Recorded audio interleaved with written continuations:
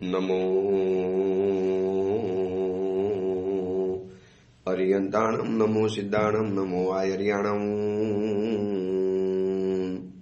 નમો વજ્જાયાણમ નમો લોય સૌ સાવણમ એસો પંચ નમુકારો સૌ પાવપણાસણો મંગલાણમ ચ સૌવેશી પરમમ વૈ મંગલમ મંગલમ ભગવાન વીરો મંગલમ ગૌતમ પ્રભુ મંગલમ સ્થૂલભદ્રાદ્યા જૈન ધર્મોસ્તુ મંગલમ. પ્રવચનનો વિષય છે ભયને ભયભીત કરનારો એક ભડવીર. રાજપુત્ર હરિવિક્રમ આજથી આશરે 1000 વર્ષ પૂર્વે બનેલો 4750 શ્લોક અને 10 સર્ગની અંદરમાં વહેંચાયેલો હરિવિક્રમ ચરિત્ર નામનો આ ગ્રંથ માનવ ઉપર જ્યારે ભય હાવી થઈ જાય છે એટલે એટલા સમય પૂરતી એની બુદ્ધિ કામ કરતી બંધ થઈ જાય. જેમ ઘણી વખત એવું બને છે ને કે કેટલાક સર્વર ડાઉનલોડ થતા જ નથી, બિલકુલ ઠપ્પ થઈ જાય. એક સાથે એની ઉપર બહુ ધસારો થાય એટલે સર્વર આખા નાકા સ્ટોપ થઈ જાય, કામ કરતા બંધ થઈ જાય, આખા બ્રેક થઈ જાય, ભાંગી પડે. બસ એવી જ રીતે બુદ્ધિનું સર્વર, માઇન્ડનું સર્વર, આ ભયનો જ્યારે એટેક થાય છે, આ ભયનો જ્યારે વાયરસ ઘૂસે છે એટલે એટલા સમય પૂરતી બુદ્ધિ આપણું કામ કરવાનું બંધ કરી લે. એટલે બુદ્ધિ આખી હાઈજેક કરી લે છે આ ભય. જેમ હાઈજેકર હોય છે ને, આજે એવા બધા હાઈજેકર છે કે અમેરિકાની પેન્ટાગોન જેવી સંસ્થાની અંદરમાં આપણા આ હાઈજેકરો અંદરમાં ઘૂસી જાય. ત્યાં તો કેટલી લોક સિસ્ટમો હોય, કેટલી બધી સુરક્ષા સિસ્ટમ કરી હોય, કેટલી બધી માયા જાળ રચી હોય એ લોકોએ, છતાં પણ હાઈજેકર એવા હોય છે કે જેને હાઈજેક કરવું છે એ ભલભલા કોમ્પ્યુટરની અંદરમાં ઘૂસી જાય. એ પછી પ્રાઇમ મિનિસ્ટરના કોમ્પ્યુટરમાં પણ ઘૂસી શકે, એમાં પણ જઈને વાયરસ ઘુસાડી શકે, એનો પણ ડેટા લઈ શકે. બસ આ ભય પણ આવું હાઈજેકર છે, આવું હાઈજેકિંગનું કામ કરે છે. એ એક વખત જો આપણી અંદરમાં ઘૂસી ગયો એટલે આખું આપણું માઇન્ડ તંત્ર એના હાથની અંદરમાં ચાલ્યો જાય. પછી આપણા મનને એ જ ચલાવે, એ જ ડરાવે, એ જ આપણને કહે એટલું કરવાનું, એ કહે એટલું આપણે આગળ વધવાનું, એ ના કહે તો આપણે અટકી જવાનું. જેમ કે અત્યારે હું તમને ઉદ્ધાનની વાત કરું છું. હવે જો ભયે તમારા માનસિક તંત્ર ઉપર કબજો જમાવ્યો હશે ને, એટલે ભય જેમ કહેશે અત્યારે ઉપધાન ન કરાય, ગરમી કેટલી બધી છે, કેટલી બધી ગરમી હોય, આવા સમરની અંદરમાં ઉપધાન હોતા હશે. એટલે ઉપધાન તમારે કરવા છે, તમે કરી પણ શકો છો, તમારી કરવાની તાકાત પણ છે. પરંતુ શું થાય છે, આ ભય હાવી થઈ જાય છે મન ઉપર. એટલે પછી ભય જેમ કે ને એ પ્રમાણે મને કરવાનું.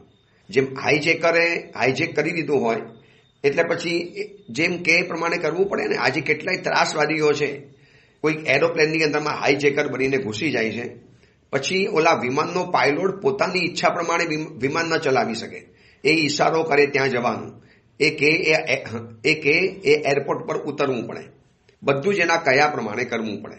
બસ આ ભયે પણ શું કર્યું છે, આપણા મનના વિમાનને, આપણા મનના કોમ્પ્યુટરને એને એવું હાઈજેક કરી દીધું છે.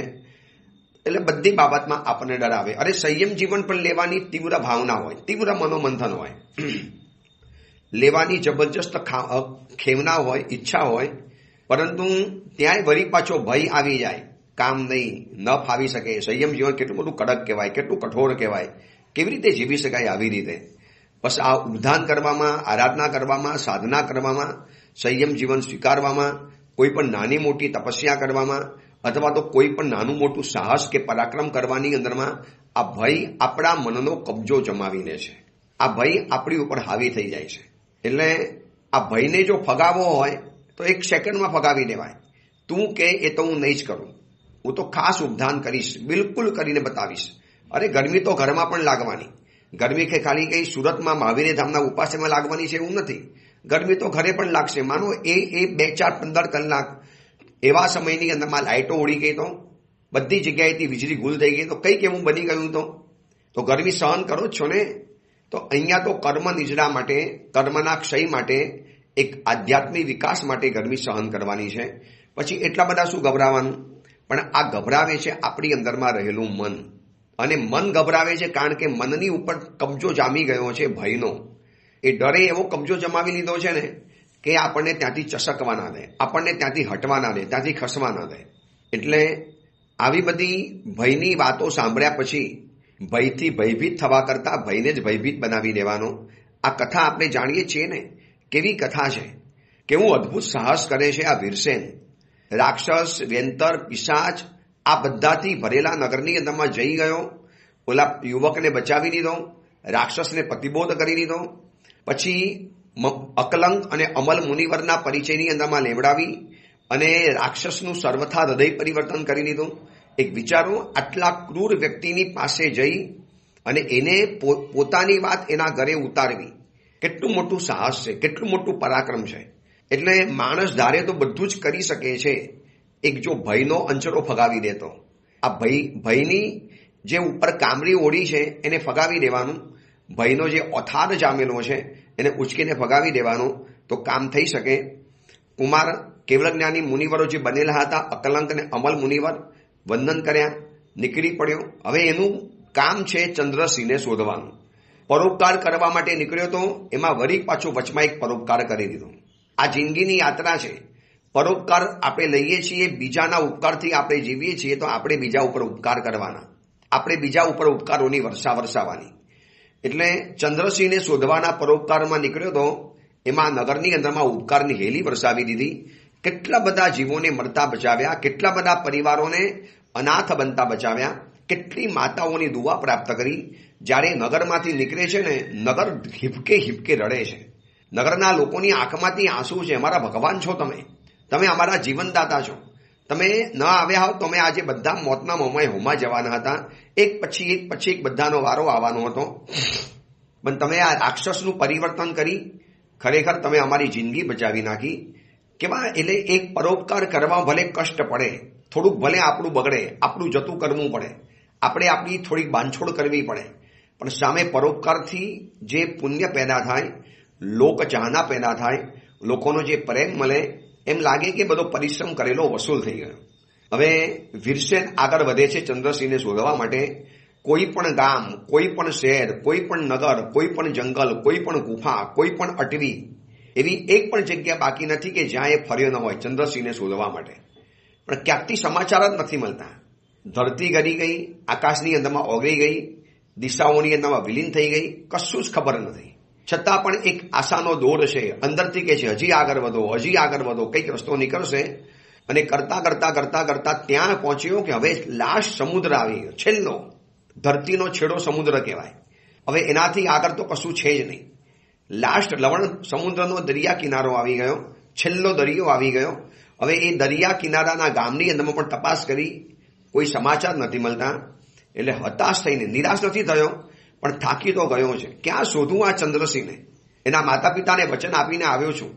આ અબરા ક્યાં ગરી ગઈ? કોણ ઉપાડી ગયું? કોના ઘરમાં હશે? કઈ જંગલમાં, કઈ ગુફામાં, કયા નગરમાં, કયા શહેરમાં, ક્યાં હશે આ? આમ હતાશ થઈને દરિયા કિનારે બેઠો છે.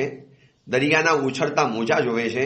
દરિયાના મોજા રેતી ઉપર માથું પછાડે છે, વરી પાછા આગળ વધે છે, વરી પાછો નવો તરંગ આવે, વરી પાછો વિલીન થઈ જાય. આ બધી ઘટનાને જોવે છે. જોતા જોતા વિચાર કરે છે કે શું કરું, કઈ નગરમાં જઉં, કઈ જગ્યાની અંદરમાં જઉં. કોઈ જગ્યા એવી બાકી નથી કે જ્યાં મેં મુલાકાત ન લીધી હોય. એટલે અનેક નગર, ગામ બધામાં ફરી અને દરિયા કિનારે બેઠેલો છે. ઉભરક પગે બેઠો છે. બે હથેળીમાં માથું બરોબર દબાવીને બેઠો છે. ગોઠણની અંદરમાં માથું નીચે નાખીને બેઠેલો છે. શું કરવું એ ખબર નથી. અને હજી શું કરું ન કરું એટલામાં શું ઘટના બની એ જાણવા જેવી છે. આપણને એમ લાગશે કે કેવી આ ઘટના બની ગઈ, પરંતુ આ ઘટનાની પાછળ જ કોઈક ઉદ્દેશ છુપાયેલો હોય છે. આપણા જીવનની અંદરમાં પણ કોઈક એવી ઘટના બની જાય જે અણધારી હોય, અણચિંતવી હોય, અચાનક આવી ગયેલી હોય, બિલકુલ સડનલી આવી ગઈ. આપણને ખબર પણ નથી પડી, આપણને એક વિચાર નથી પણ આવ્યો કે આવું થઈ શકે, અને અચાનક ગોઠવેલી પાછી બધી ધૂળ મળી ગઈ, આખી વિખરાઈ ગઈ, બિલકુલ નેસ્ત નાબૂદ થઈ ગઈ. તો એવા સમયમાં વિચારવાનું કે કુદરત કશું કરાવવા માટે માંગે છે મારી પાસે. હવે આ દરિયા કિનારે શાંતિથી બેઠો છે વીરસેન. ખબર નથી પડતી કે હવે ક્યાં જવું, કયા નગરમાં જવું. બધે તપાસ કરી, બધી જગ્યાએ પૂછપરછ કરી, જ્યાં જવાતો હોય, જ્યાં જ્યાં કદાચ માણસ છુપાવી શકે અથવા તો છુપાવી શકે એવી બધી જગ્યાની મુલાકાત લીધી. આખરે હતાશ થઈને બેઠેલો છે. અને એ વખતે અચાનક આકાશની અંદરમાંથી એક વિદ્યાધર આવ્યો. એ વિદ્યાધર આવ્યો અને આ એટલો બધો ગાફેલ છે, વીરસેન એટલો બધો વિચારોમાં ખોવાઈ ગયો છે, એટલી બધી જૂની વાતો અને નવી વાતોના વાવાઝોડામાં ફસાયેલો છે કે કોણ આવ્યું, ક્યારે ગયું, શું કરી ગયા ખબર ન પડી. હજી કશું વિચારે, કશું સમજે અને કંઈક જોવે. માથું હથેલીમાં છુપાયું છે, બે ગોઠણની વચમાં માથું નાખીને બેઠેલો છે. સામે લહેરાતો દરિયો છે, અનંત આકાશ ઉપર લહેરાઈ રહેલું છે, અનંત આકાશ ઉપર ઝરૂંબી રહેલું છે. સામે દરિયો મોટો લહેરાઈ રહેલો છે. અને એ સમયમાં અચાનક વિદ્યાધર આવ્યો અને વિદ્યાધરે એને આકાશમાંથી જોયો હશે. સીધો જ એને બે હાથ અને પગેથી પકડી અને આકાશની અંદરમાં ઊંચે ઉડી ગયો. હજી કશું સમજે, કશું વિચારે એની પહેલા દોરડા વડે એને બે હાથ અને બે પગ બાંધી દીધા. આમ તો શક્તિ સંપન્ન હતો વીરસેન, તાકાતવાળો હતો, જે રાક્ષસોને હંફાવી શકે, ભલભલી શક્તિઓને હંફાવી શકે, જેની પાસે વિશિષ્ટ પ્રકારની શક્તિ પ્રાપ્ત થઈ છે, જેને દેવતાઓનું વરદાન પ્રાપ્ત થયું છે. એનું કોણ બગાડી શકવાનું હતું? એને કોણ પરેશાન કરી શકવાનું હતું? રાક્ષસો પણ જેનું નથી બગાડી શક્યા, રાક્ષસો પણ જેનું કશું નથી બગાડી શક્યા, તો આનું એ શું થવાનું હતું? પરંતુ અચાનક આવેલી આપત્તિ તો ભલભલા ભડવીરને પણ જોખમમાં મૂકી દે. એ જો જાગૃત હોત, એને ખબર હોત, તો એને વિદ્યાધર હાથ પણ ન લગાડી શકત. એટલે સૂતેલો સિંહ પણ છે ને મરી ગયેલા ઉંદર જેવો હોય. સિંહ સૂતો હોય ને કોઈક આવીને એને કંઈક કરી જાય, એમાં સિંહની પરાક્રમીને કોઈ કલંક નથી લાગતું. ભાઈ, સિંહને ખબર જ નથી.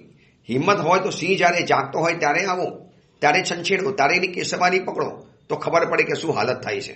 હવે આ વીરસેન ગાફેલ હતો, વિચારોમાં ખોવાઈ ગયેલો હતો. એમાં આ વિદ્યાધર આવ્યો. હવે આ વિદ્યાધર કોણ હતો એ પહેલા આપણે જાણી લઈએ.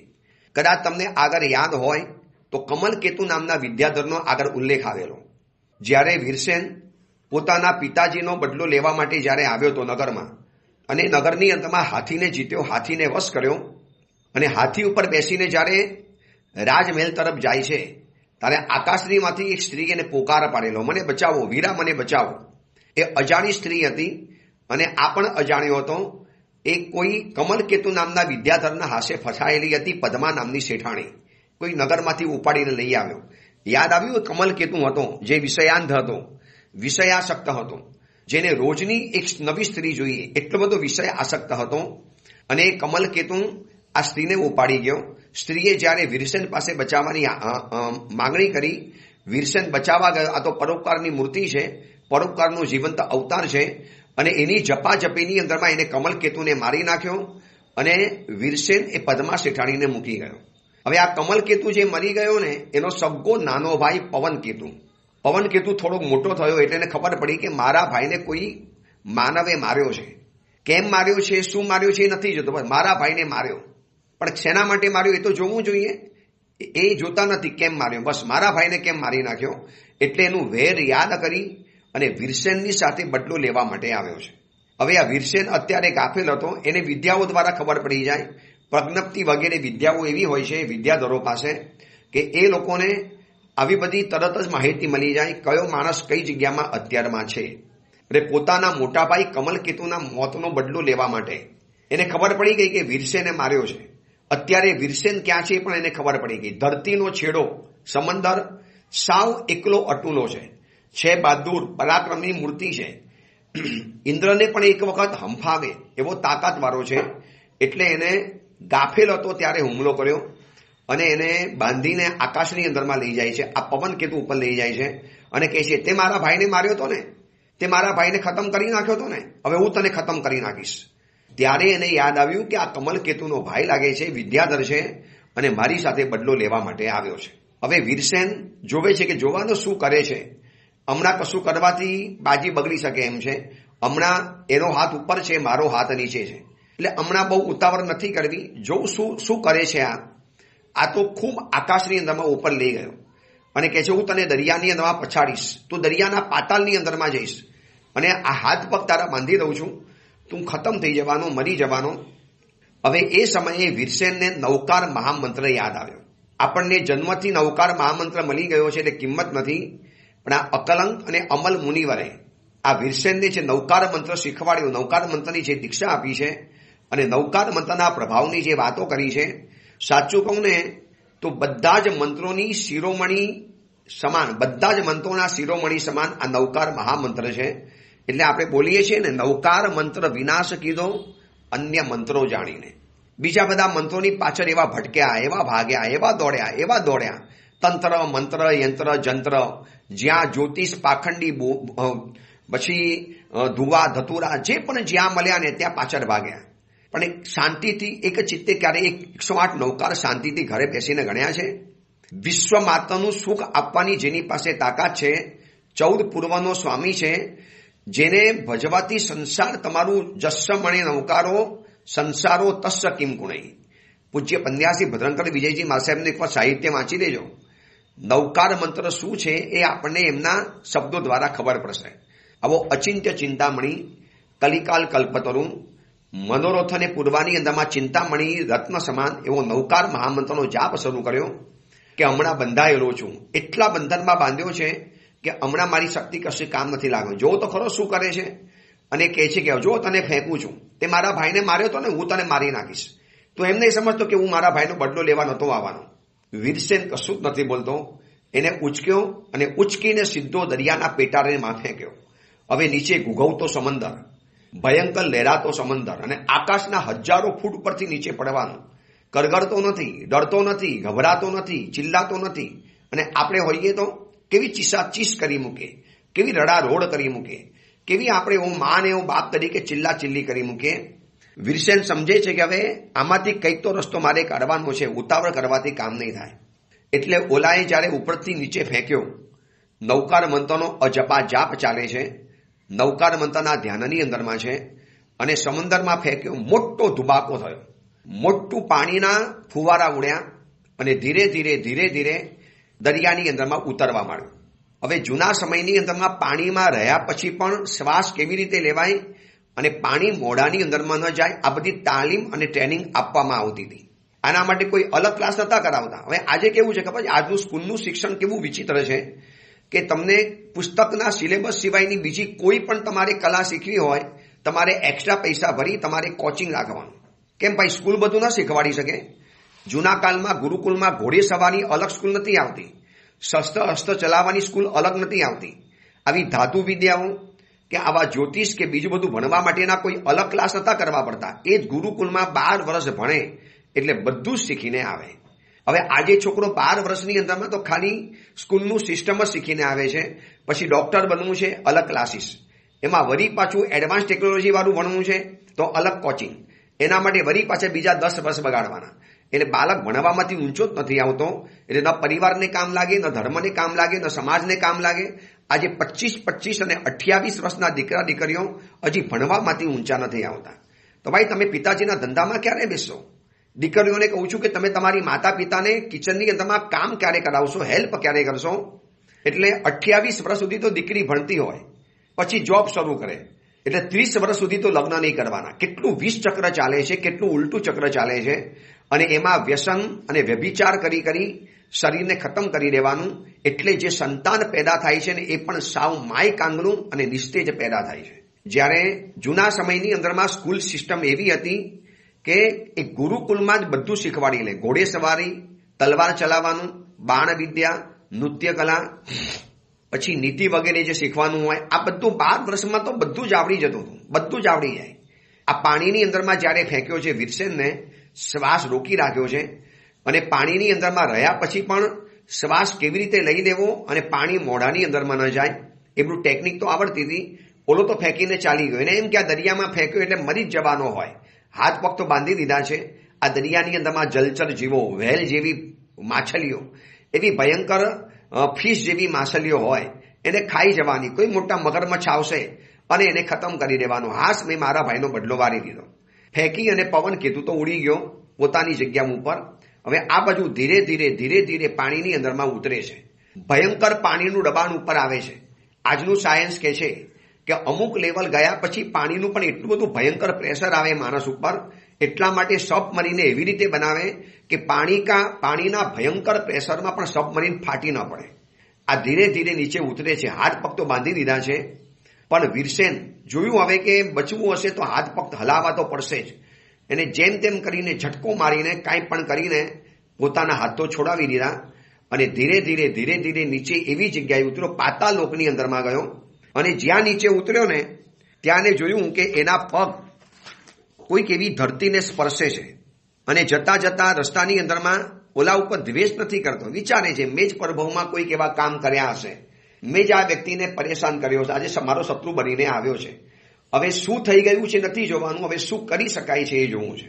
મોટા ભાગે તકલીફોની અંદરમાં શું થાય છે, તકલીફ આવી, હાય હાય આવી ગઈ, કેમ મારી ઉપર આવી, કેમ મારી ઉપર આવી, બસ આ વિચારમાં માણસ હવે એ નથી વિચારતો તકલીફ આવી તો ગઈ, હવે શું કરી શકાય એમાંથી બહાર નીકળવા માટે એ વિચારી લો.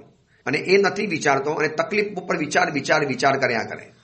વીરસેને સમજી ગયો કે હવે આવી છે તકલીફ, હવે એમાંથી દૂર થવું હશે તો મારે પહેલા તો મારા હાથ પગને છોડાવી દેવા પડશે. એટલે વીરસેને પોતાના હાથ પગ તો છોડાવી દીધા. હવે કોઈ માની શકશે કે નૌકાર મંથનના પ્રભાવે એ પાણીના ભયંકર પ્રેશરની અંદરમાં પણ જીવી ગયો. નૌકાર મંથનના પ્રભાવે જે જગ્યાએ જવા માટે એ આખી દુનિયાની અંદરમાં રખડ્યો, આખી દુનિયાની અંદરમાં ફર્યો અને ગામ, નગર, શહેર, જંગલ, અટેવી, ગુફા આ બધાની અંદરમાં રખડ્યો જે ચંદ્રસિંહને શોધવા માટે. પણ આ કુદરતના કેવા સંકેત હશે કે એને ચંદ્રસિંહ એવી જગ્યાએ છુપાયેલી હતી કે કદાચ આ વીરસેન એક બહુ નહીં 7 બહુ રખડ્યો હોત ધરતી ઉપર તો પણ ન મળત, કારણ કે ધરતી ઉપર હતી જ નહીં આ ચંદ્રસિંહ. હવે આ ચંદ્રસિંહને પણ આ જ સમંદરના પેટાળની અંદરમાં એક એવા પ્રકારનો મહેલ બનાવીને વિદ્યા દ્વારા એમાં અંદરમાં છુપાવવાની અંદરમાં આવી હતી. કોઈ માની શકે બોલો? એટલે આપણે માન્યું ને કે કેવું મોટી આપત્તિ આવી વીરસેન ઉપર. અરે વીરસેન ઉપર આ આપત્તિ ન આવી હોત તો જિંદગી ભર સુધી ચંદ્રસિંહ સુધી પહોંચી જ ન શક્યો હોત. એટલે આપણી ઉપર આવનારી આપત્તિ એ કુદરતનો એક સંકેત છે. માનો પેમેન્ટ ડૂબી ગયું, પૈસા ખતમ થઈ ગયા, ધંધો ચોપટ થઈ ગયો, દીકરા દીકરીના લગ્ન તૂટી ગયા, એ લોકોને ડિવોર્સ લેવા પડ્યા, અથવા તો XYZ બિઝનેસમાં નુકસાન વગેરે જે પણ હોય, કુદરતનો એક સંકેત છે તમને એમાંથી કંઈક ચેતવવા માટે, કંઈક શીખવવા માટે, કંઈક સમજાવવા માટે, કંઈક જિંદગીનો બોધપાઠ સમજાવવા માટે તમને આ શીખવાડે છે. હવે એને ખાલી આપત્તિને આપત્તિ નહીં ગણવાની, આપત્તિ ઘણી વખત અવસર પણ બનતી હોય છે. કોઈ પણ આફત ખાલી એકલી આફત નથી હોતી, એ અવસર પણ બનતી હોય છે.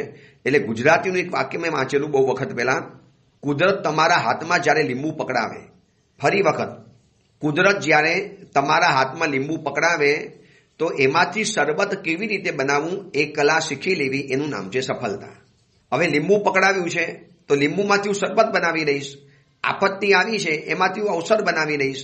હવે આ વીરસેન માટે આપત્તિ અવસર બની ગઈ. જે ચંદ્રસિંહને શોધવા માટે ગામ ભટક્યો, નગરની અંદરમાં રખડ્યો, ગામની અંદરમાં ફર્યો, એ ચંદ્રસિંહ આજ જે પાણીમાં જે મહેલ દેખાય છે ને એની અંદરમાં રહેલી છે. હવે અહીંયા કેવી રીતે આવી એની પણ કથા હું તમને બતાવું છું.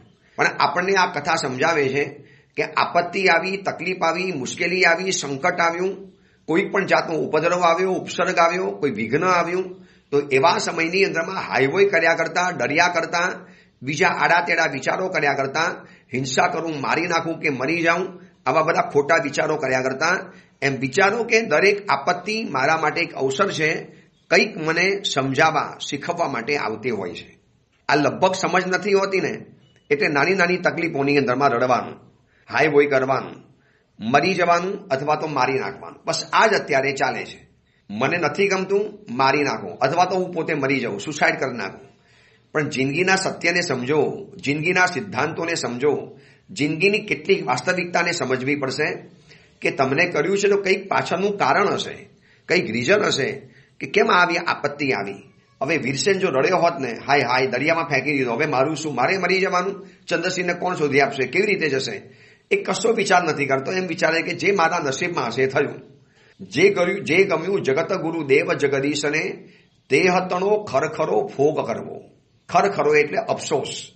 જગતગુરુ દેવ જગદીશને જે ગમ્યું છે એનો ખરખરો કેમ કરવાનો, એનો અફસોસ કેમ કર્યા કરવાનો, એના માટે માયુસ કેમ બની જવાનું. એના સત્યને સ્વીકારો, એના સિદ્ધાંતોને સલામ કરો, એની પાછળનો જે ઉદ્દેશ છે એને હસતા મોઢે સ્વીકારો, કંઈક તો હશે કારણ. હવે નૌકાર મંથનના મહાપ્રભાવે એક પણ જલચર પ્રાણીઓ એનું કશું બગાડી નથી શક્યા અને છેક પાતાળ લોકની અંદરમાં ઉતર્યો. અને ઉતર્યો ને ત્યારે એક મોટો એને પાણીની અંદરમાં રહેલો મહેલ જોયો, સ્ફટિકનો મહેલ, સ્ફટિકથી બનેલો આખો મહેલ. પાણીની અંદરમાં રહે છે છતાં પણ પાણીથી જાણે લેપાતો નથી એવો આ મહેલ છે. એટલો બધો વોટર પ્રૂફ, એટલું બધું પાણી આ પ્રૂફ મહેલ છે કે દરિયાના આટલા પેટાર નીચે રહે છે છતાં પણ દરિયાના પેસાથી તૂટ્યો નથી. એક વિશિષ્ટ વિદ્યાઓ હતી જૂના સમયની અંદરમાં, અને એને જોયું કે એ સ્ફટિકનો કાચનો જે દરવાજો હતો એની પેલે પાર એક વૃદ્ધ સ્ત્રી તલવાર હાથની અંદરમાં લઈને ઊભી છે, જાણે કે કોઈ શત્રુ આવવાનો હોય અને મારવા માટે સજ્જ બની હોય એવી રીતે બરોબર તૈયાર થઈને ઊભેલી છે. એટલે આ જોયા પછી એને બહુ અજુગતું લાગ્યું. એક તો ભયંકર દરિયો, દરિયામાં પોતાને ફેંકાઈ જવું એ પણ અજુગતું, એમાં વળી પાછો આવો મહેલ જોયો. દરિયામાં આવો મહેલ ક્યારે બની ન શકે. શું હશે આ મહેલ? કોને બનાવ્યો હશે? શેના માટે હશે? અને આ મહેલમાં તો કોઈ જીવંત માણસ રહે છે. એક વૃદ્ધ સ્ત્રી તલવાર પકડીને ઊભી છે. એટલે એને બહારથી રહ્યા પૂછ્યું કે આપ કોણ છો? આ મહેલ કેવી રીતે આવ્યો? આ મહેલ શું છે? તમે અંદરમાં પૂરાયેલા છો અને આ બધું તમે કવચ વગેરે ધારીને બેઠેલા છો તલવાર પકડીને. શું તમારે કોઈની સાથે યુદ્ધ કરવાનું છે? શું તમારો કોઈ શત્રુ આવવાનો છે? શું તમારો કોઈ દુશ્મન આવવાનો છે? તમે અહીંયા એટલા માટે છુપાઈને બેઠેલા છો. આપ કોણ છો? કોઈ રાક્ષસ છો, વ્યંતર છો, વિદ્યાધર છો, કોણ છો? એટલે રચના એવી હતી કે ભલે પાણી અંદરમાં ન જાય પણ અવાજની અંદરમાંથી આપલે થાય. એટલે અંદરમાં રહેલી જે વૃદ્ધ સ્ત્રી હતી ને, એ વૃદ્ધ સ્ત્રીને પણ આશ્ચર્ય થયું કે આટલા ભયંકર દરિયાની અંદરમાં કેવી રીતે આવ્યો? ઇમ્પોસિબલ. અહીંયા કોઈ ન જ આવી શકે એટલા માટે તો આ મહેલ બનાવ્યો છે. એટલા માટે તો અહીંયા આટલી બધી સુરક્ષાની વચની અંદરમાં આ એક કન્યાને રાખવામાં આવી છે. તો અહીંયા આ કેવી રીતે પહોંચી ગયો? એટલે ઓલી સ્ત્રી તો ડઘાઈ ગઈ છે. એની સામે આંખ ફાડીને જોવે. શું આ કોઈ માછલો છે મનુષ્યના આકારનો કે હકીકતમાં માનવ છે? પણ નહીં ભાઈ, માછલો નથી, આ છે તો માનવ. આવો સરસ સોહામણો યુવક, એને કાચની દિવાલમાંથી આરપાર દેખાય છે, સ્ફટિકની દિવાલમાંથી આરપાર દેખે છે, અને આ બાજુ કુંવર પણ ભર પાણીની અંદરમાં ઊભો છે. પણ નૌકાર મંથનના મહાપ્રભાવે એ ભીંજાતો પણ નથી, તકલીફ પણ નથી પડતી, અને આટલા ભયંકર પ્રાણીના પ્રેશરમાં, વોટર પ્રેશરમાં પણ એ બચી ગયો છે. વરના વિજ્ઞાન એમ કહે છે કે આટલા ભયંકર પ્રેશરમાં માણસ ડબાઈ જાય, એ ચપટો કાગળ જેવો થઈ જાય, એટલું બધું ભયંકર પ્રેશર હોય આ પાણીનું. પણ આને તો કશું જ નથી થતું, અને ઉલટાનો સ્વસ્થ ઉભેલો છે. અને પેલી સ્ત્રીને પૂછે છે કે આ મહેલ કોનો છે? આ સમુદ્રની અંદર આવું મકાન કેવી રીતે આવ્યું? અંદરમાં બીજું કોણ કોણ રહે છે? તમે કોના ભયથી આ તલવાર પકડીને ઊભા છો? અને કોણ તમારો માલિક છે? અને તમે અહીંયા શેના માટે ઊભા છો? આ સાંભળ્યા પછી વૃદ્ધ સ્ત્રીની આંખમાંથી આંસુ પડવા માંડ્યા. એટલે વીરસેને આંસુ જોયા. એને તો તાજુબી લાગે છે કે તલવાર પકડીને ઊભી છે, કવચ પહેરીને ઊભી છે, અને વળી પાછી આંખમાંથી આંસુ પણ લાવે છે. શું છે આ બધું? હકીકત શું છે? કાંઈ ખબર નથી પડતી. અને આ મહેલ પણ ભવ્ય છે, અને આટલો સ્ફટિકનો, આટલો મજબૂત, આટલો ટકાઉ, અને પાણીની અંદરમાં આવ્યો ભવ્ય મહેલ કોઈ વિદ્યાધર કે કોઈ વિશિષ્ટ દેવ જ બનાવી શકે, બીજું કોઈ ન બનાવી શકે. એટલે વૃદ્ધ સ્ત્રીને વારંવાર પૂછે છે કે બતાવો ને બેન, કોણ છો? હું કદાચ તમને હેલ્પ કરું, અથવા તો મને પણ કંઈક સહાય મળી જાય. પાણીની અંદરમાં ઊભો છે વીરસેન. હજારો ફૂટ પાણીની નીચે ગયેલો છે. આજનું સ્કુબા ડાઇવિંગ વાળા પણ બહુ તો થોડાક ફૂટ સુધી જઈ શકે છે, વધારે નહીં. વરના એ લોકો પણ કાગળની જેમ ચપટા થઈ જાય, હાડકા બધા ગળી જાય, દબાઈ જાય, અને ચામડી અને હાડકા એક થઈ જાય. એમ કહેવાય છે રોટલી જેવો પટલો થઈ જાય માણસ. એટલું બધું ભયંકર પાણીનું પ્રેશર હોય. અને એની સામે આ વીરસેન ટકી ગયો છે. એટલે પેલી સ્ત્રી જે હતી ને, વૃદ્ધ સ્ત્રી, એ એના સવાલના જવાબની અંદરમાં કહે છે કે ગગનશેખર નામનું નગર છે. એમાં ચિત્રગતિ નામનો એક મહાધનવાન રાજા છે. એને ભાનુમતી નામની એક સ્ત્રી છે, અને એનો અશોક નામનો એક વિદ્યાધર પુત્ર છે. બહુ ઉત્તમ રાજા છે, બહુ સમૃદ્ધ રાજા છે, બહુ સાહસિક રાજા છે. એનો આ અશોક નામનો રાજપુત્ર છે. સર્વકલાની અંદરમાં પ્રવીણ છે, અને ફરતો નાસિક નગરની અંદરમાં ગયો છે. નાસિકનું નામ સાંભળ્યું એટલે વીરસેન પણ ચમક્યો. ભાઈ, નાસિક નગરનું નામ કેવી રીતે આવ્યું? અને ત્યાં એક વિચિત્રયશ નામનો રાજા રાજ્ય કરે છે. અને હવે આ સાંભળ્યા પછી એના બે કાન ઊંચા થઈ ગયા. એની ઉત્સુકતા વધી ગઈ કે આ વૃદ્ધ સ્ત્રી શું કહેવા માટે માંગે છે. વિચિત્રયશ રાજા એટલે ચંદ્રસિંહના પિતાજી. આ તો ચંદ્રસિંહના પિતાજીની વાત આવી. અને એ અશોક નાસિક નગરમાં ફરતો ગયો હતો. કંઈક કારણવશાત, ખબર નહીં, ધરતી ઉપર બહુ ફર્યા કરતો હતો. કંઈક એને શોધવું હતું, કંઈક એને કોઈક વ્યક્તિ સાથે એને વેર વસૂલ કરવું હતું. એટલે નગરમાં રખડતો એક દિવસ નાસિક નગરમાં પહોંચ્યો. ત્યાં એને ચંદ્રશ્રી નામની એક કન્યા જોઈ. હવે એ ચંદ્રશ્રી કન્યાને જોયા પછી શું થયું, કેવી રીતે આગળ વધે છે આ કથા, બહુ ઇન્ટરેસ્ટિંગ કથા છે. અને આ કથા કેવી રીતે આગળ વધે છે એની વાત આપણે આવતીકાલે કરીશું. એ જ મંગલ કામના મંગલ ભાવના. જીનાગના વિરુદ્ધ કંઈ પણ બોલાયું હોય તો મિચ્છામી